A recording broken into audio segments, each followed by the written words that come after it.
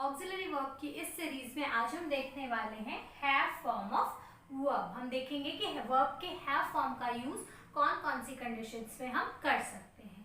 तो सबसे पहले हम देख लेते हैं कि हैव फॉर्म में कौन कौन से वर्ब्स आते हैं। तो कौन कौन से वर्ब्स आते हैं? Have, has and had. Present में हम हैव एंड हैज यूज करते हैं, पास्ट में हैड यूज करते हैं। तो कौन कौन सी कंडीशंस है जहां पर हम हैव फॉर्म यूज करते हैं? तो सिर्फ दो ही कंडीशंस ऐसी है जहां पर हम हैव फॉर्म यूज करते हैं। चलिए देखिए कौन कौन सी कंडीशन। तो पहली कंडीशन क्या है? As helping verb, helping verb के रूप में। ठीक है, इसी को ही क्या कहते हैं? Auxiliary verb. तो ऑक्सिलरी वर्ब के रूप में हम कौन से टेंस में यूज करते हैं? परफेक्ट टेंस में, चाहे वो प्रेजेंट परफेक्ट हो, पास्ट परफेक्ट हो या फ्यूचर परफेक्ट हो। तीनों ही परफेक्ट टेंस में हम हैव फॉर्म यूज करते हैं। इसके अलावा परफेक्ट कंटिन्यूअस टेंस में भी हम हैव यूज करते हैं बीन के साथ। वो हम देखेंगे आगे कैसे यूज करना है। दूसरी कंडीशन क्या है? To show having something. ठीक है, कोई चीज को पोजीशन में दिखाना, मतलब कोई चीज किसी के पास होना। जैसे आई हैव अ मार्कर, मेरे पास एक मार्कर है, तो के पास। तो हैव, हैज, हैड की मीनिंग क्या होती है? के पास जब हमको बताना हो। और परफेक्ट टेंस में जब हम as a helping verb use करते हैं हैव फॉर्म को, तो उसकी मीनिंग क्या होती है? चुका। ठीक है, वो टेंस के अकॉर्डिंग उसमें हम था, है या होगा जोड़ सकते हैं। पास्ट में है तो चुका था, प्रेजेंट में है तो चुका है, और फ्यूचर में होगा तो चुका होगा।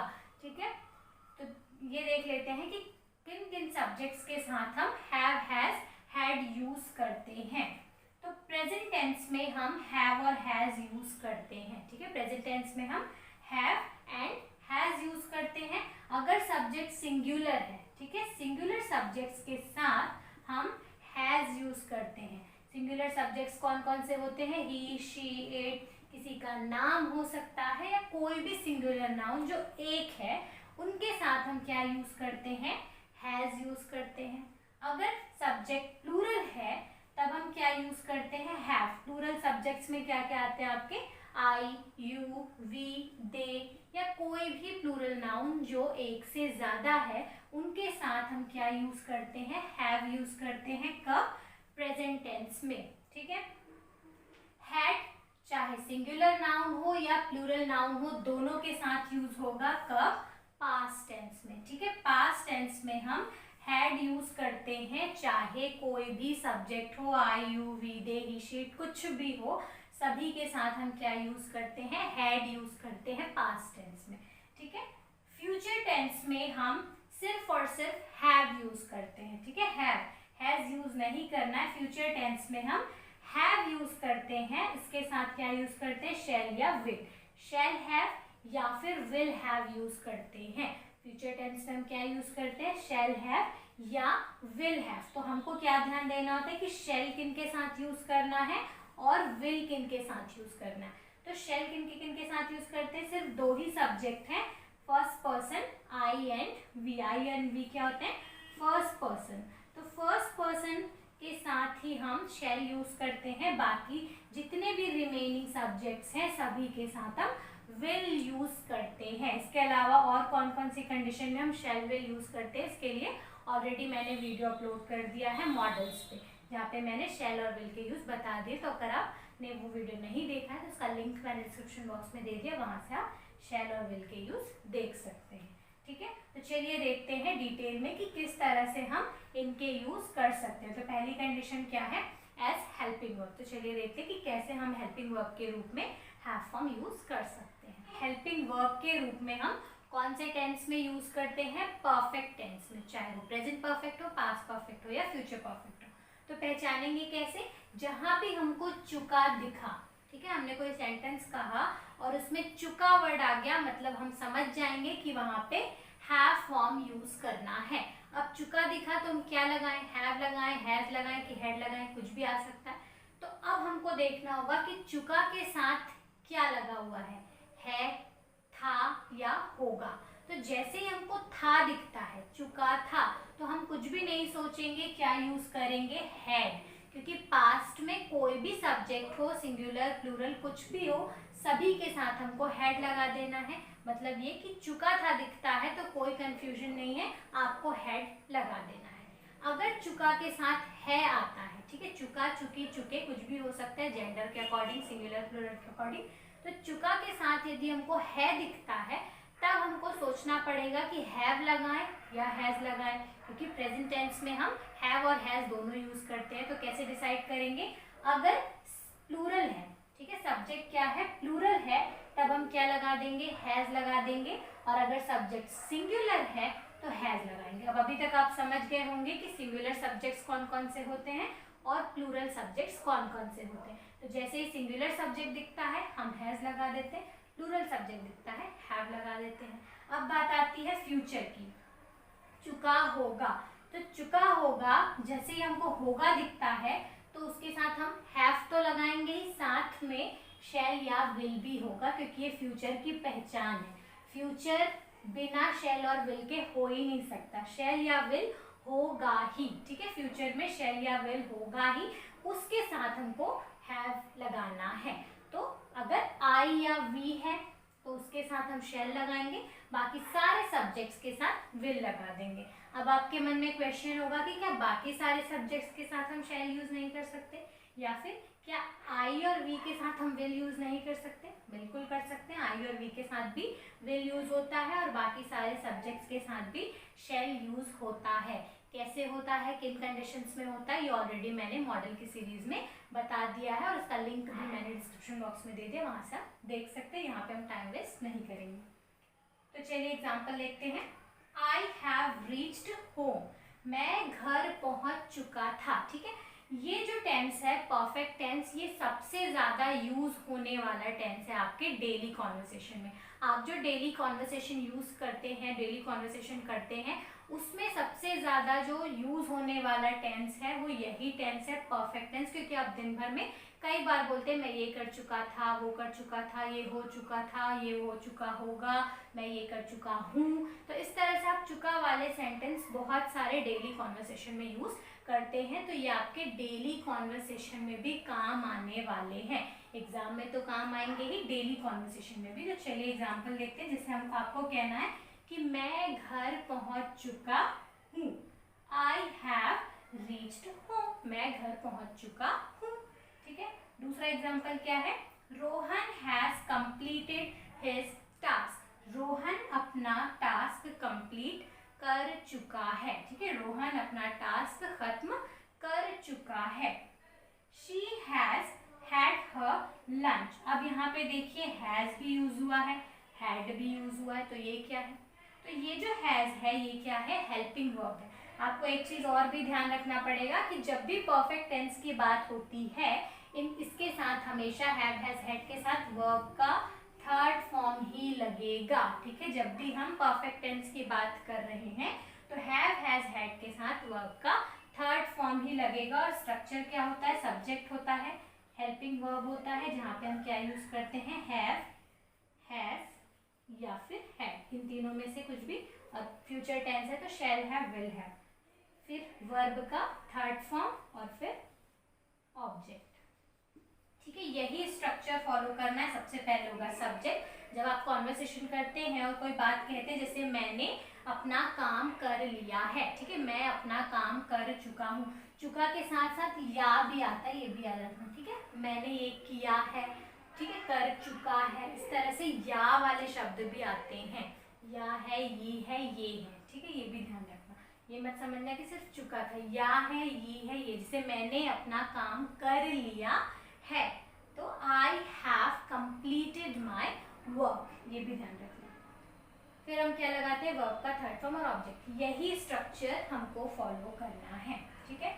ये एग्जांपल देखिए, when I reached Mitali had left, जब मैं पहुंचा, ठीक है, व्हेन आई रीच्ड, जब मैं पहुंचा, मिताली हैड लेफ्ट, मिताली जा चुकी, क्या आ जाएगा, हैड लगाए तो थी, मिताली जा चुकी थी। अच्छा ये वाला सेंटेंस है क्या, यहाँ पे क्या लिखा है, she has had her lunch, उसने अपना लंच ले लिया। तो ये वाला जो हैज है ये हेल्पिंग वर्ब है जो सिंगुलर के साथ यूज हुआ है, और ये जो हैड है ये हैव का थर्ड फॉर्म है, ठीक है, हैव का थर्ड फॉर्म, हैव का सेकंड फॉर्म भी हैड होता है, हैव का थर्ड फॉर्म भी हैड होता है, हैव, हैड, हैड, ठीक है। तो यहाँ पर ये जो हैड है ये वर्ब का थर्ड फॉर्म, और हैव का मतलब क्या होता है, लेना, जैसे मैंने सेकंड यूज में बताया था। हैव का मतलब क्या होता है, पोजेशन, लेना भी होता है इसका मतलब, ठीक है, के पास या फिर लेना। तो उसने अपना लंच ले लिया, ठीक है, उसने अपना लंच ले लिया। तो कभी भी हम ये नहीं बोलते कि I have eaten my lunch, मैं अपना खाना खा चुका हूँ, ऐसा नहीं बोलते। इंग्लिश में हम ऐसा नहीं बोलते I have eaten my lunch, ये बहुत रॉन्ग सेंटेंस है। हम क्या बोलते हैं, I have had my lunch, I have had my lunch, मैंने अपना लंच ले लिया है, ठीक है। I have had my breakfast, I have had my dinner, तो इस तरह से हम बोलते हैं। उसी तरह से यहाँ पे क्या लिखा हुआ है, शी हैज, शी के साथ हमने हैज लगाया है, she has had her lunch, उसने अपना लंच ले लिया है। तो जब भी आपको कहना हो कि मैंने अपना खाना खा लिया है तो आप क्या कहेंगे, आई हैव हैड माई लंच, ठीक है। फिर क्या है, he will have written his book, he will have क्या लगा हुआ है यहाँ पे, will have मतलब फ्यूचर की बात हो रही है, तो चुका होगा, क्या कर चुका होगा, लिख चुका होगा, क्या लिख चुका होगा, अपनी बुक, वह अपनी बुक लिख चुका होगा। तो हम ऐसा सेंटेंस कब यूज करते हैं, जब हम इमेजिन करते हैं कि शायद उसने ये काम कर लिया होगा, तो हम क्या बोलते हैं, he will have written his book, वो अपनी बुक लिख चुका होगा।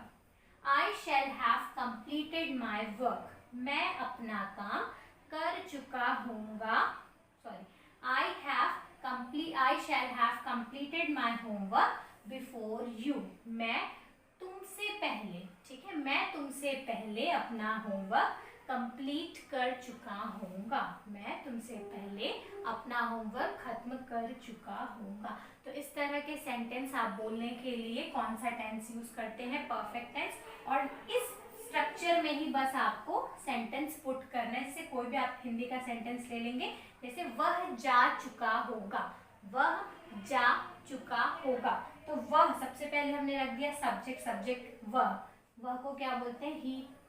फिर हेल्पिंग वर्ब है, ही के साथ हम कौन सा वर्ब लगाएंगे, वह जा चुका होगा की बात हो रही फ्यूचर की, तो क्या लगाएंगे, ही के साथ विल हैव। फिर वर्ब क्या होगा, जाना, जाना को क्या बोलते हैं, गो, गो का हमको कौन सा फॉर्म लेना है, third form, he will have gone, वह जा चुका होगा, ठीक है। मैं उसे कई बार मैसेज कर चुका हूँ, सबसे ज्यादा बोले जाने वाला सेंटेंस, तो सेंटेंस क्या है, मैं उसे कई बार मैसेज कर चुका हूँ। मैं क्या हो गया, सब्जेक्ट की जगह पे हो गया, चुका हूँ की बात हो रही, मतलब प्रेजेंट टेंस है, तो आई के साथ हम क्या यूज करेंगे, हैव, क्योंकि आई क्या है, प्लूरल है। सब्जेक्ट वर्ब क्या है, मैसेज करना, मैसेज का थर्ड फॉर्म क्या हो जाएगा, मैसेज्ड, मैसेज्ड किसको, उसे, हर, तो ये हो गया ऑब्जेक्ट। मैनी टाइम्स कई बार, ठीक है, I have messaged her many times, मैं उसे कई बार मैसेज कर चुका हूँ।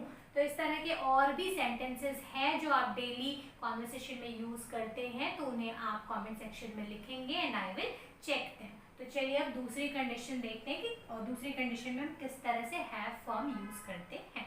सेकेंड कंडीशन क्या है, टू शो पोजेशन और हैविंग समथिंग, ठीक है, कोई चीज किसी के पास होना ये बताने के लिए, या फिर लेना ये बताने के लिए। तो वर्ब के रूप में भी हम इसका यूज कर सकते हैं और पोजेशन बताने के लिए भी यूज कर सकते हैं। वर्ब में इसकी मीनिंग क्या होती है, लेना, ठीक है, हैव, हैज, हैड का मतलब क्या होता है, लेना। पोजेशन के रूप में जब हम यूज करते हैं तो इसकी मीनिंग क्या होती है, के पास। एग्जाम्पल देखिए, I have had my lunch, ये ऑलरेडी मैंने बता दिया कि मैं अपना लंच ले चुका हूँ। तो यहाँ पे ये जो हैव है ये हेल्पिंग वर्ब है, और ये जो हैड है ये मेन वर्ब के रूप में यूज हुआ है, ठीक है, उसका सेकंड फॉर्म, थर्ड फॉर्म है ये, आई हैव हैड माई लंच, मैं अपना लंच ले चुका हूँ। प्लीज हैव योर सीट, कृपया अपनी सीट ले लीजिए। तो यहाँ पे हैव क्या है, लेना, वर्ब के रूप में यूज हो रहा है। प्लीज हैव योर सीट, तो जब आप किसी से कहते हैं कि अपनी सीट ले लीजिए तो आप क्या बोलेंगे, please have your seat. What do you want to have? आप क्या लेना चाहते हैं? What do you want to have? आप क्या लेना चाहते हैं? तो आपको भी जब किसी से क्वेश्चन पूछना हो कि आप क्या लेना चाहते हैं तो आप क्या बोलेंगे? What do you want to have? Third example है have this. इसे लीजिए. जब आप कोई चीज किसी को देते हैं तो आप क्या बोलते हैं? इसे लीजिए, have this. या फिर अगर आप पोलाइटली बोलना चाहेंगे तो क्या बोलेंगे? Please have this. कृपया इसे लीजिए. तो ये सेंटेंस आप आसानी से दूसरों से बोल सकते हैं. पॉजेशन के रूप में इसकी मीनिंग क्या होती है? के पास. एग्जाम्पल देखिए.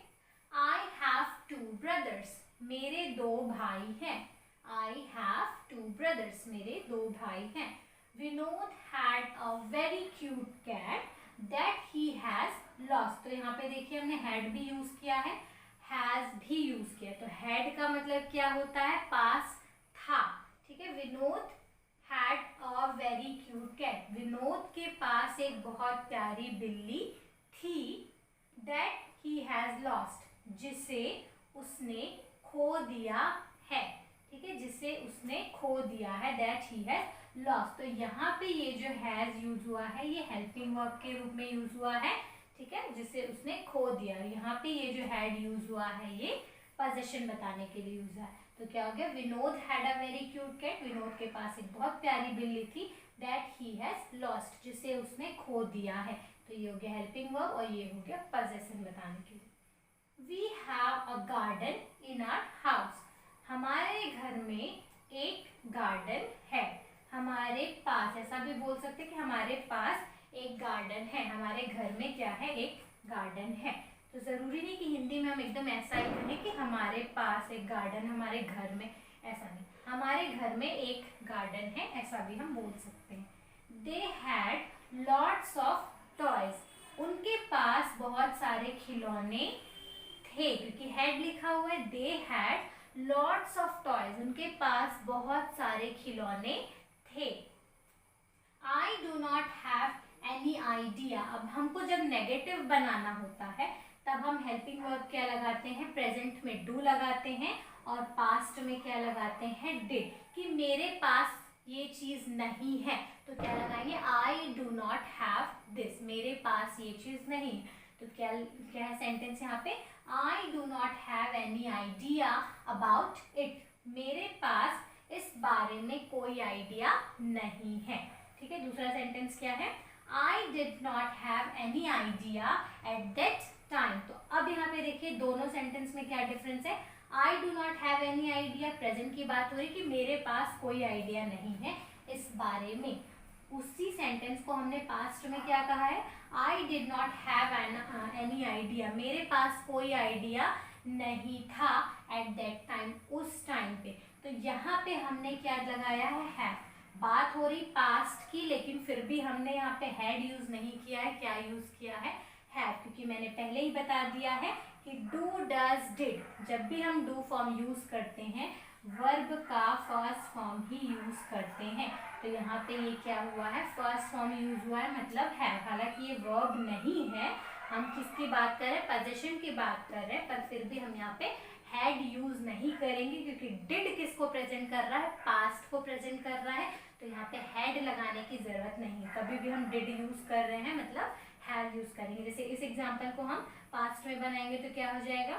नेगेटिव बनाएंगे तो they had lots of toys. उनके पास बहुत सारे खिलौने थे. इसको जब हम नेगेटिव बनाएंगे कि उनके पास बहुत सारे खिलौने नहीं थे तो क्या हो जाएगा? They did not. They did not have हो जाएगा. They did not have. Had की जगह पे हम क्या लगाएंगे? Have. They did not have lots of toys. उनके पास बहुत सारे खिलौने नहीं थे. ठीक है. तो ध्यान रखना है नेगेटिव जब आप बना रहे हैं तो अगर प्रेजेंट की बात कर रहे हैं तो डू नॉट हैव लगाएंगे और पास्ट की बात कर रहे हैं तो डिड नॉट हैव लगाएंगे. ठीक है. तो आई होप आपको हैव फॉर्म के सारे यूजेस समझ में आ गए होंगे. कौन कौन सी कंडीशन में आपको किस तरह से हैव, हैज, हैड यूज करना है ये बहुत अच्छे से समझ में आ गया होगा. पर फिर भी अगर कोई डाउट है तो आप कमेंट सेक्शन में लिख सकते हैं. तो आज के लिए बस इतना ही. मिलते हैं नेक्स्ट वीडियो में. Till then keep learning, keep practising and keep smiling. Goodbye and thank you.